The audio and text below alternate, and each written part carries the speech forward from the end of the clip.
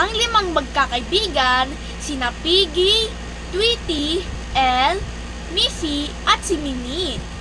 Isang araw, si Piggy ay may dalang pagkain at nung nakita ni Tweety, inagaw niya ito. Si Elle naman ay humingi kay Tweety pero hindi niya ito binigyan. Si Miffy naman, binulungan niya ito si Mimi. Habang natutulog si Tweety, kuhanin natin ang pagkain niya.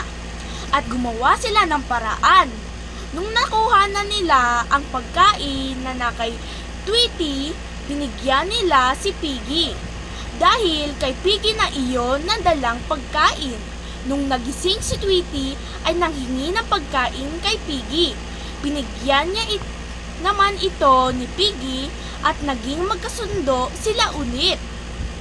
Sana may natutunan tayong aral na huwag mangunguha ng hindi natin pagmamay-ari at huwag maging madamot. Salamat sa pakikinig!